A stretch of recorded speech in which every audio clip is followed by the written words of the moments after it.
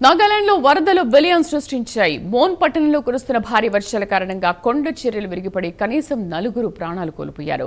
శిథిలాల కింద మరికొందరు చిక్కుకుని ఉండొచ్చన్న అనుమానాలతో సహాయక బృందాలు గాలింపు చర్యలు కొనసాగిస్తున్నాయి. ఘటనతో ఆ ప్రాంతంలో విషాద ఛాయలు అలుముకున్నాయి. పూర్తి సమాచారాన్ని నేషనల్ బ్యూరో చీఫ్ కళ అందిస్తారు. కళ, భారీ వర్షాలతో దాదాపు 5 రోజుల నుంచి కురుస్తున్నటువంటి వర్షాలతో ఒకవైపు కుండపోత వర్షాలు, మరొక వైపు కొండ చర్యలు విరిగి పడడంతో భారీ నష్టం సంభవించింది. ఆదివారం దాదాపు అక్కడి అంటే ఏదైతే అర్ధరాత్రి జరిగినటువంటి ఘటన అని చెప్పవచ్చు. దాదాపు 2 గంటల సమయంలో కొండ చర్యలు విరిగి పడడంతో చిన్న చిన్న గ్రామాలు ఉండేటటువంటి కొండ ప్రాంతాల్లో దాదాపు కొన్ని గ్రామాలు కూడా నీట మునిగినట్లు, తర్వాత గల్లంతైనటువంటి సమాచారము. దాదాపు ఇక్కడ ఒక కీలకమైనటువంటి మోన్ జిల్లా అన్నటువంటిది డిస్టిక్ అనే ప్రాంతంలో చాలా భారీ నష్టం సంభవించింది. ఈ విషయాన్ని ప్రభుత్వ అధికారులు కూడా ప్రకటించడం జరిగింది.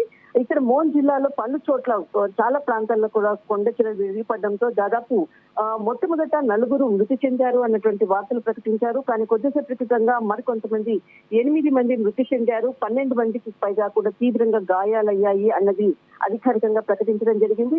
ఇక్కడ అంటే సహాయక చర్యలు ముమ్మరం చేశారు. కానీ ఒకవైపు కుండపోత వర్షాలు భారీగా పడుతుండడంతో ఇప్పుడు చాలా కష్టంగా అటు అంటే ఏదైతే రెస్క్యూ సిబ్బంది అనుకోవచ్చు, తర్వాత రాష్ట్ర విపత్తు దళం అనేటువంటి SDRF బృందాలు, తర్వాత అస్సాం రైఫిల్స్ కి సంబంధించినటువంటిది SDRF బృందాలకు సంబంధించినటువంటి అక్కడికి కనెక్టివిటీ కూడా కట్ అయిపోయినటువంటి పరిస్థితి ఉంది. దాదాపు మోన్ డిస్ట్రిక్ట్ పూర్తిగా కూడా చాలా గ్రామాలు గల్లంతైనట్లు, చాలా మంది అక్కడ ఉండేటటువంటి నివాసితులు అనుకోవచ్చు అసలు అక్కడి నుంచి వేరే ప్రాంతాలకు తరలించేందుకు కూడా కొంత ఇబ్బందికరమైనటువంటి పరిస్థితి. అయినా మన ఏదైతే భద్రతా దళాలు అక్కడికి చేరుకునేటటువంటి ప్రయత్నం చేస్తున్నారు.